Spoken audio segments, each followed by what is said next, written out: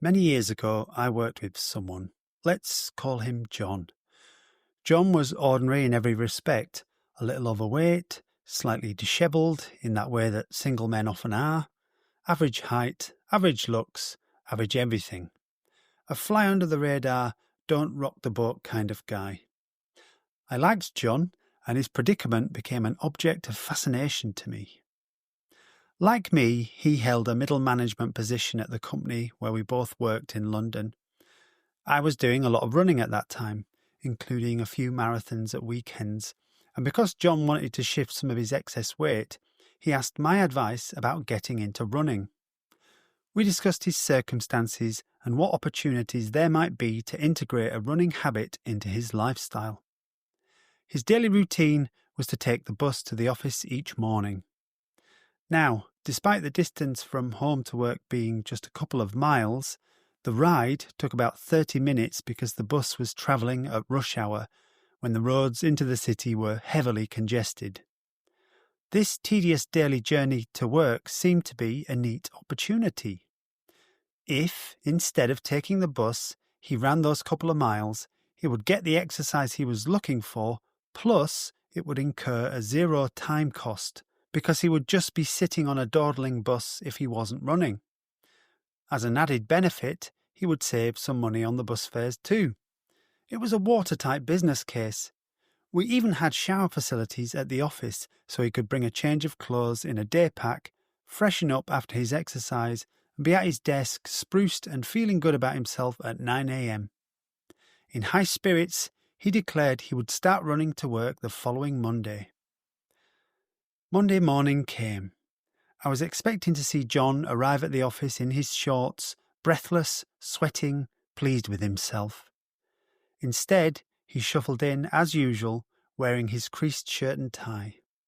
"What the hell happened?" I asked. "Oh," he said, "I couldn't be bothered. I'll start tomorrow." You can probably guess. Tomorrow came, no run. The day after, no run, and so on. Over a period of many weeks, John managed the run to work maybe 2 or 3 times. He was never able to establish the routine he wanted. His plight became a topic of conversation around the office and something of a running joke, if you'll pardon the pun. Colleagues would wait for him to walk through the door. Would it be bus or would it be run? Bets were made, with very short odds being on bus. Each time he turned up in his crumpled shirt and tie, there would be good-humoured laughter and a shaking of heads. John and I rehearsed the case for changing his morning routine over and over again. He wanted more exercise. He wanted to lose weight. The bus was slow, uncomfortable, and crowded. He could rarely even get a seat. The time investment for the run was the same as the time taken for the bus journey. The money spent on bus fares was a potential saving. He wanted all these benefits. Rationally, there was no good reason not to run into work. It was all win, but he just couldn't do it. In my exasperation, I recall asking him, "For God's sake, man, why won't you do what you want you to do?" So, let me ask you, esteemed listener, why won't you do what you want you to do? What does not kill me makes me stronger.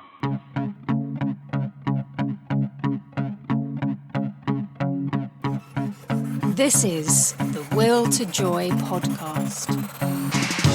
Will to Joy is a resource for personal growth and transcendence based on the extraordinary teachings of Friedrich Nietzsche.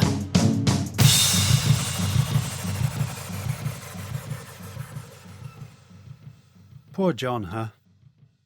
Isn't it just so incredibly, unbelievably difficult to change your behaviour? Most of the time, you are damn sure what it is you want, but making it happen seems almost impossible. You want to lose weight. You want to stop eating crap. You want to cut down on drinking. You want to quit smoking. You want to get up earlier. You want to stop wasting time scrolling through trivia on your phone. You want to be more confident, more creative, more organised, more productive. You want to stop letting people push you around. And yet all these good intentions seem to come to naught. You fail to implement these choices, to make these changes over and over again. The weirdest thing is, not only do you know the right thing to do, you actually want to do the right thing too. Yet you consistently fail to do it. How can this be? How can it be that you won't do what you want you to do? Today we're talking about the challenge of changing behaviour, or to use Nietzsche's terminology, self-overcoming. We want to change, to grow. We want to be a better version of ourselves. We want to overcome our current state, transfiguring it into an improved state. That's what it is to learn and to grow. It's the most natural impulse in the world, a healthy, evolved proclivity. Whether we like it or not, nothing stands still. Everything changes all the time. Everything is in the process of becoming something else, something new. This is will to power in its most obvious psychological form. Quite obviously, we want the new to be better than the old. This is transcendence in its most tangible, empirical sense. Nobody wants things to be getting worse. Nobody wishes decline and degeneration upon themselves. So today and in the next show, because this is a big topic, I'm going to give you an overview of behaviour change techniques that are scientifically proven to be effective in supporting positive behaviour change. And of course, this will be through a Nietzschean lens. In fact, Nietzsche was remarkably prescient, as he was in so many areas, in adducing how self-transformation is successfully effected. I will be discussing for the first time in the podcast his drives psychology.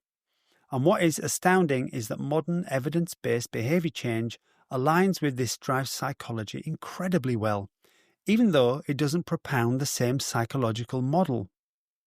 In fact, his drive psychology seems to be the missing jigsaw piece in this modern methodology. Now, I feel I'm particularly qualified to talk about this stuff because, as you will know if you've listened to previous podcasts, I worked in government-funded behaviour change services for 20 years, supporting people with addictions and leading teams that work with thousands of people every year to help them quit smoking, lose weight, get more exercise, reduce alcohol, and so on and so forth. So let's look at that question again. Why won't you do what you want you to do? Why do you fail to make the changes you profess to want? It doesn't make any sense. Now, the usual answer is that you lack willpower. When you're not being defensive and making excuses for your failures, something we all do, you might be prepared to admit to yourself that you just don't have the determination and the discipline. Such admissions are hard because confessing to a lack of self-control makes you feel ashamed of yourself. Are you so weak that you cannot even resist that cigarette? It feels like a moral failing, as if you have yielded to the temptations of the devil sat on one shoulder rather than the angel sat on the other. This moralizing of lack of self-control will become important in later shows, so make a note. Society makes us feel morally culpable for our lack of self-control. But returning to this image of the devil and the angel, maybe this image holds a grain of truth. You see, the problem isn't that you won't do what you want to do. In fact, to oversimplify just a little, you always do what you want to do. Instead, the problem is that it's not actually that clear what it is you want to do. What do I mean when I say you always do what you want to do? Well, say when you want to lose weight, you restrict your calorie intake. But then you see that donut, a nice glazed one with icing and a custard filling, and suddenly you find that you want it. You want it so much that you scoff it, despite your other desire, which is to avoid such unhealthy foods. Now, you may regret it immediately afterwards, of course, but you definitely wanted it at the time. You see, even if someone holds a gun to your head, forcing you to do something, you comply because you want to. You want to live, and so you choose the option that means not getting shot. Another example. You might hate your job, but you go to it voluntarily because you want the salary. You don't want to go to work, but you do want to go to work as well. In the former case, because it sucks, and in the latter case, because you want the money. You want it and you don't want it at the same time. We could say that any time you act, you do so because you want to. You do what you want, and we know what you want because that is what you do. So maybe the angel and the devil on your shoulder is not such a silly metaphor. With the donut, you want two things. You want to limit your calorie intake and you want to eat the donut. You want two incompatible things at the same time. Well, not at the same time exactly. These desires fluctuate and compete with each other. One moment you want only healthy low-calorie foods, and then you see the donut and the desire for it suddenly comes to the fore. Then once you've scoffed it, the desire for dieting returns, along with your sense of guilt at having temporarily deviated from your healthy regime. Here's the problem then, wanting two incompatible things. That's a difficult spot to be in. There's a tension. But it gets worse. You want a multitude of incompatible things, and these incompatible desires vie with each other to influence your choices. Their relative power is volatile too. Your desire for sugary donuts is stronger when you are hungry and weaker when you are full. And so your ability to control and regulate your own behaviour, making it consistent, is severely compromised. This is St. Paul from Romans 7:15 to 25, and I'm going to abridge this quite a bit. Quote, "I do not understand what I do, for what I want to do, I do not do, but I hate what I do. For I have the desire to do what is good, but I cannot carry it out. For I do not do the good I want to do, but the evil I do not want to do, this I keep on doing. Now if I do what I do not want to do, it is no longer I who do it, but it is sin living in me that does it. What a wretched man I am! Who will rescue me from this body that is subject to death? Thanks be to God, who delivers me through Jesus Christ our Lord. So then, I myself in my mind am a slave to God's law, but in my sinful nature a slave to the law of sin." Unquote. So St. Paul, experiencing these conflicts between different desires, attributes the tension to a war between good and evil going on inside him. And it's probably a good bet that the evil that he's talking about in this case is lust. Indeed, Christianity moralizes and condemns all the most natural animal appetites. This can be glimpsed in the 7 deadly sins of Christianity: pride, wrath, envy, lust, avarice, gluttony, sloth. For an animal living in a hostile wilderness, brutally competing with others for the opportunity to reproduce, in a life-or-death struggle for territory and subsisting on scarce resources, these so-called sins are merely the behaviours that best promote survival. What is pride but healthy, rational self-regard? What is wrath but a surge of extra energy to assist the individual in dealing with threats, injustices and frustrations, to enable her to fight her corner? What is envy but the desire to accrue more resources or status than the next individual, thereby securing and improving its situation in life and in the community? Likewise, avarice supports the accumulation of life-sustaining resources. Gluttony fulfills a similar function on a physiological level because food could often be a scarce resource for our wild forebears. Sloth is the tendency towards energy conservation and bodily recuperation once basic needs are met. It's a principle of any reasonable economy. And as we discussed in Show 17, Nietzsche's greatest opprobrium against Christianity concerns its debasement of the sexual impulse, or lust, as it is derided. So St. Paul and the Christians set their religious commandments against basic animal instincts and see in the tension a mortal battle being waged.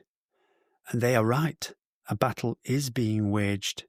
For Nietzsche, the human is always at war with itself.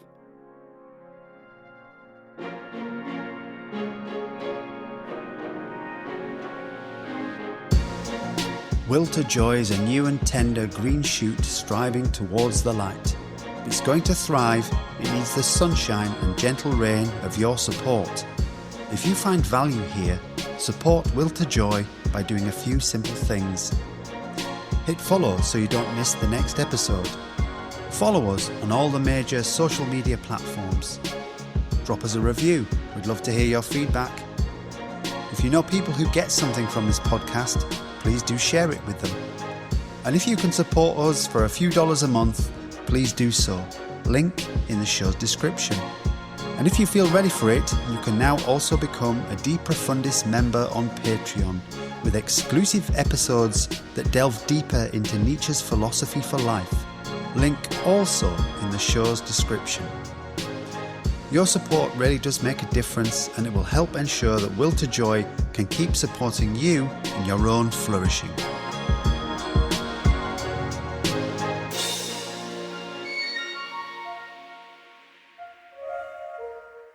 Here then we come to Nietzsche's drive psychology. Nietzsche sees in each of us not a unified psychological entity, but a collection of drives struggling and vying with each other for expression. Every drive wants something, is aimed at something, is a desire seeking gratification, is its own will to power. Unfortunately, the drives are usually aimed at different things, and you experience this as that familiar feeling of being in two minds about something. Indeed, this is a telling adage, because for Nietzsche, this is all that thinking is. It is the conscious manifestation of different drives struggling against each other. He writes, quote, "Thinking is only the relationship of these drives to one another," unquote. And that's from Beyond Good and Evil 36.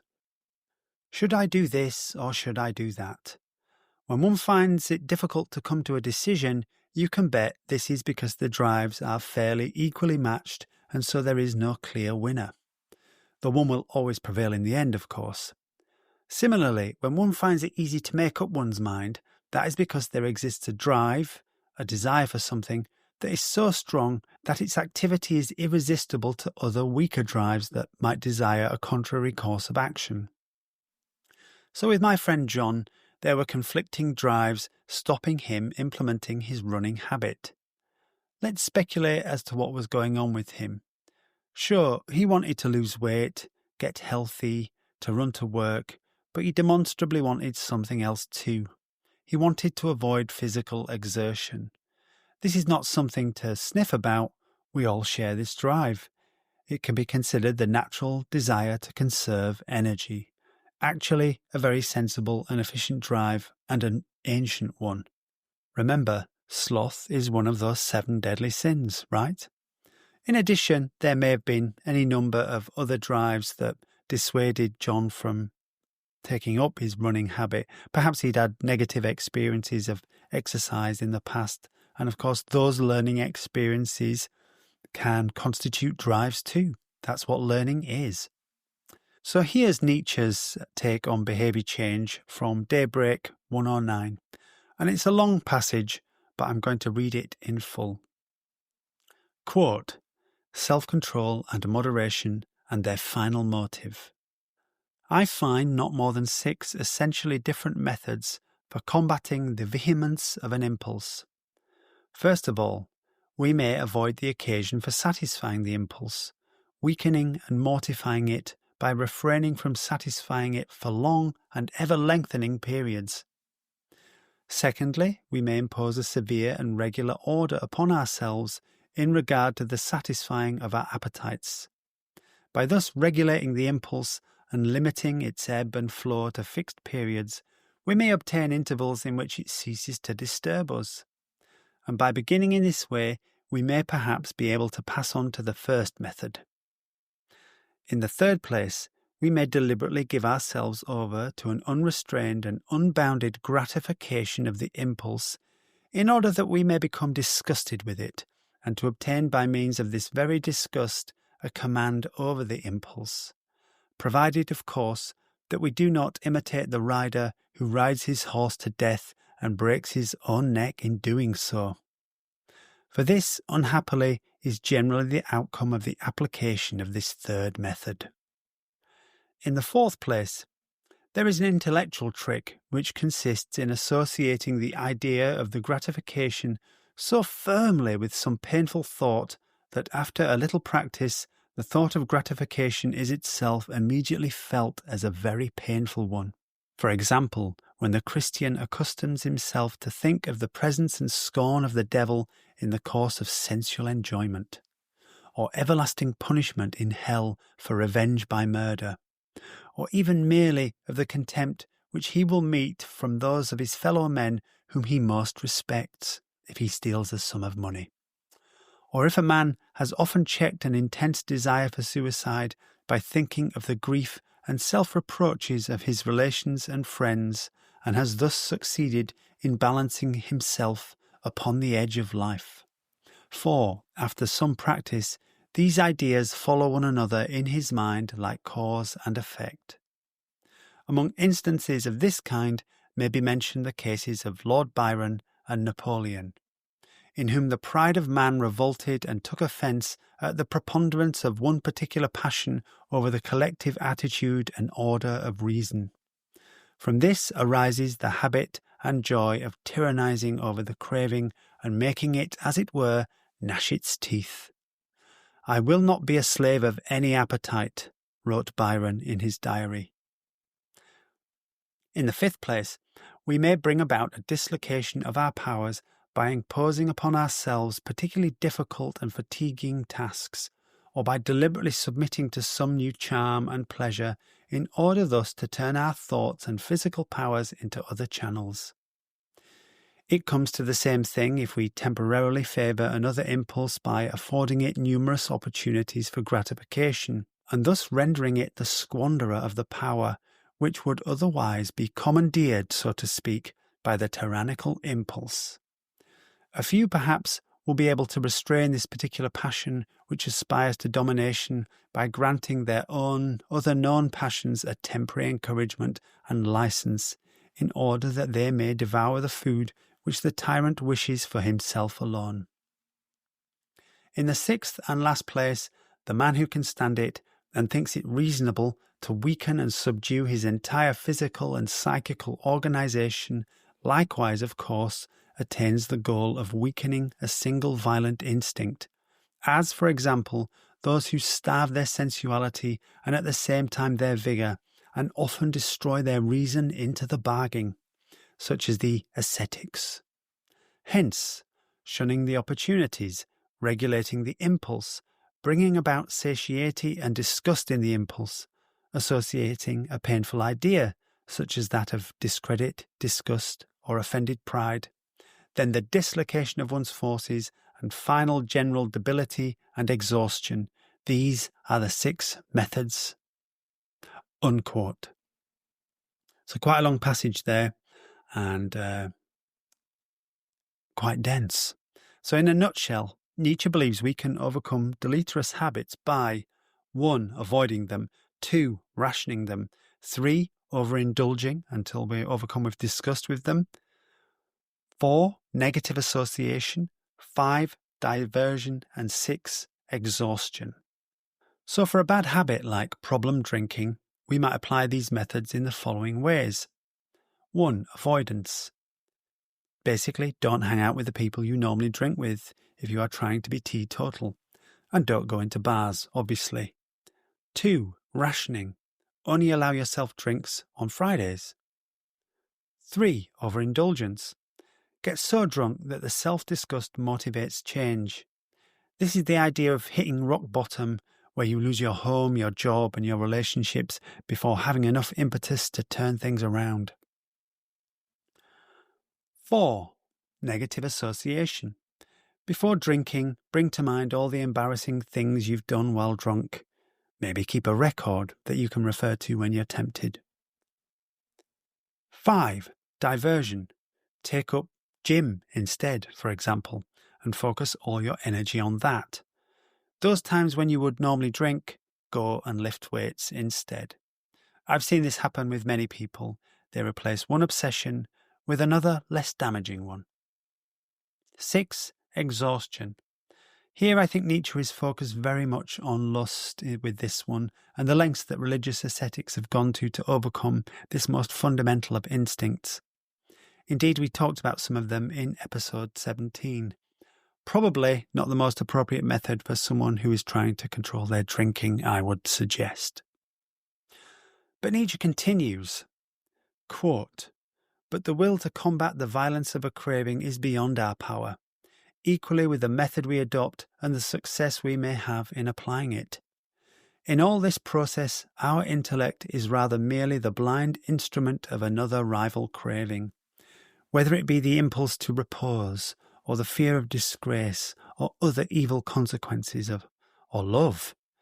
While we thus imagine that we are complaining of the violence of an impulse, it is at bottom merely one impulse which is complaining of another, i.e., the perception of the violent suffering which is being caused us presupposes that there is another equally or more violent impulse, and that a struggle is impending in which our intellect must take part." Unquote. So what Nietzsche is saying here is that it isn't the case that you contain a multitude of competing drives. You just are a multitude of competing drives. What you think of as you is just the conscious epiphenomenon emerging from the subconscious struggles of the drives. The intellect that takes part, that he mentions, isn't you. It's just a process of figuring out how to get things done. The drives and their relentless activity determine your actions, your desires, and your emotions. And the intellect, which desires nothing in itself, is a means, not an end. Nietzsche writes in Beyond Good and Evil 192, quote, "Reason is only a tool." Unquote. The intellect, the reason, is the apparatus that enables our desires to be fulfilled. Remember Hume again? Quote, "The reason is and ought to be the slave of the passions." Unquote. The self is an arena where the struggle amongst your many, many competing drives is played out, and the strongest will always win, and the result of the battle will determine your actions. So not only does it feel like you are at the mercy of your drives, it seems there is no you apart from the drives. The sense of a unified self is something artificial for Nietzsche. That consciousness is, in his opinion, not the illustrious entity our popular culture lauds it as, is an important topic and a big one, so it's not something I'm going to discuss much more today, but you need only listen to the last episode, episode 18, to get a summary of Nietzsche's conception of consciousness, its over-aggrandizement, its limitations, and its pathologies. More importantly for us when considering self-overcoming is the problem of self-control and self-improvement. If we're at the mercy of our drives, with them controlling us rather than us controlling them, how can we affect our own personal growth and development? Well, remember again that there is no independent you sitting at the centre trying to wrangle this rabble of drives. What you experience as you is just their product. But consider, you are listening to this personal growth podcast. Maybe you read self-help books. Perhaps you have a personal development plan, or at least make attempts to implement one. What I'm saying is that you demonstrably want to improve yourself. Ergo, you have a drive for self-overcoming already. Indeed, we all do.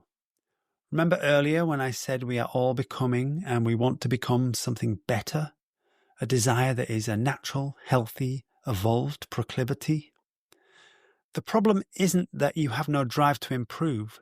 The problem is that your drive to improve gets overwhelmed frequently by other, stronger drives. Look to our case study, the dieter and the donut.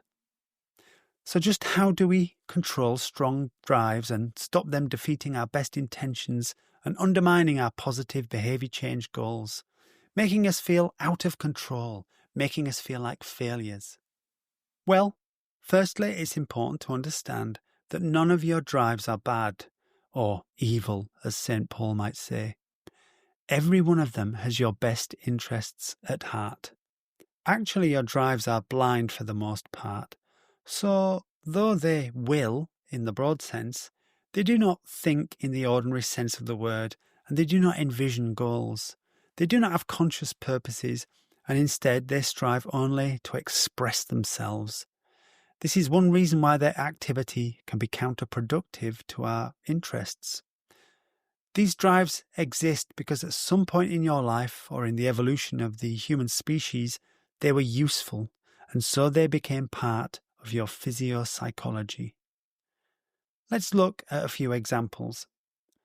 The desire for the donut is the drive for sugar and fat, valuable nutrients that were scarce in the wildernesses in which early humans evolved over millions of years. Therefore, a compulsion to gorge on these things on the rare occasions that they were available was a strategy for survival, and so it was embedded physiologically. This drive then contributed to the survival and reproduction of individuals who had it. Their genes were more likely to be passed on to you and I in our cravings for sugar, fat, and salt. So here we have one of the oldest and therefore strongest drives humans possess, and that's why obesity is such an epidemic. Gorging was healthy in our ancient environment. In a modern society, it is distinctly unhealthy. Such primal impulses took eons to be incorporated physiologically, and it will likely take more than a few thousand years of modern civilization for them to adapt to our new circumstances. The desire to develop healthier eating habits is also a drive for health and fitness, and its ultimate benefits are realized in survival and reproduction too. But this drive tends to be more consciously strategized. It has a more long-term view. Anything with a more long-term view tends to be a more recently developed drive, as it depends on conscious strategizing for its implementation, and consciousness is a relatively late adaptation in humans. Here is a drive to moderate unhealthy food consumption that is in tension with the drive to gorge on rich foods. Then consider that you might be obsessed with losing weight, even though you are of a perfectly healthy proportioning. What has happened is that you've been infected by social pressure and advertising that has made you feel unattractive, and it's given you an unrealistic body shape expectation. Here too we see a drive. And though it builds on a long-embedded species drive, the drive to be sexually attractive, its pathological expression is a personal compulsion acquired during one's own lifetime from one's own experiences. Then finally, let's say that your father admonished you as a child, telling you that you would never amount to anything, and consequently you have internalized in your psyche, whether you consciously remember it or not, a self-sabotaging belief that success is not for you. This manifests as a capitulation to the temptation of the donut, even when, and especially when, you are doing well and success seems assured. This too is a drive. We could go on, but the point is made. Here we have 4 drives relating to one issue that are in conflict with each other. 1, to indulge. 2, to ensure long-term health. 3, to meet an unrealistic societal expectation. And 4, a pathological compulsion to undermine your own success. How then do we ensure only our most noble drives, the ones that we really want to privilege, how do we ensure that they win out over the others?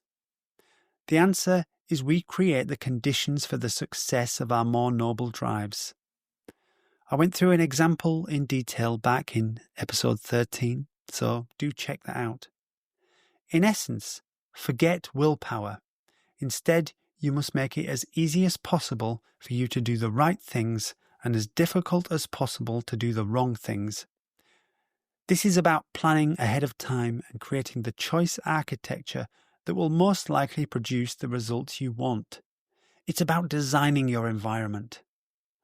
As Nietzsche commends in Beyond Good and Evil 200, quote, proper mastery and subtlety in conducting a war against oneself, that is to say, self-control, self-outwitting, unquote. We might be uncomfortable with the idea of going to war with ourselves, but as we've discussed, this war is going on within you already. The only question is which drives win. Incidentally, only humans are subject to this self-war because their drives are at odds with each other. This is not the case with other animals, however. In Will to Power 259, Nietzsche writes, quote, one and the same man may swarm with a host of contradictory valuations, and therefore with a host of contradictory impulses. This is the expression of disease in man as opposed to the health of animals, in which all the instincts answer certain definite purposes. Unquote. Why is the human necessarily at war with himself? Why is he divided against himself? The answer is civilization. See the last episode for details. St. Paul might put it this way, because he is conflicted between what he wants and what he thinks he ought to want. None of our drives are bad, but many of them can be unhelpful, at least sometimes. So Nietzsche commends bringing order and a kind of unity to this anarchy. But how do we identify what I've been calling the noble drives, the ones that we want to privilege?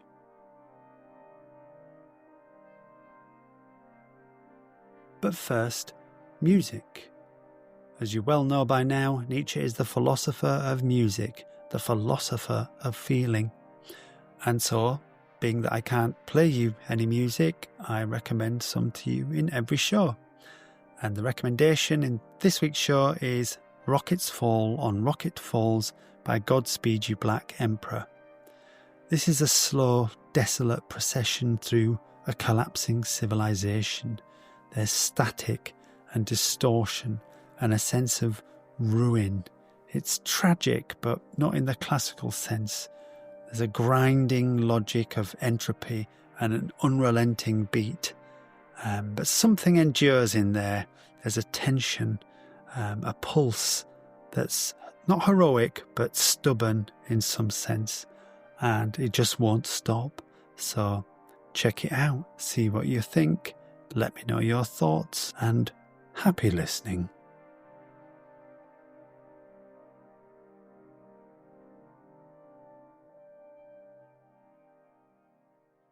The noble drive tends to be more far-sighted, more aspirational, more focused on a transcendent fulfillment.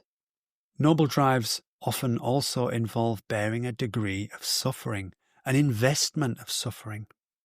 Ultimate fulfillment does not come from the pursuit of immediate pleasures, of satisfying every random impulse. It comes in unifying the whole organism towards a single exalted goal. The noble drives corral and economize all the other drives, putting their energy to work, so they work together towards a single purpose. Quote, a yes, a no, a straight line, a goal, unquote, as Nietzsche puts it in Twilight of the Idols 44. The noble drives make the future better than the past and the present. Noble drives generate the conditions of life ascending. The future that the noble drives aim at should be illustrious. Enough for today. Next time, I'm going to take you through a whole range of strategies that are proven to be effective in self-overcoming, and we will talk about how suffering, which can be an obstacle to change, can be sanctified as something valuable, meaningful, and even beautiful.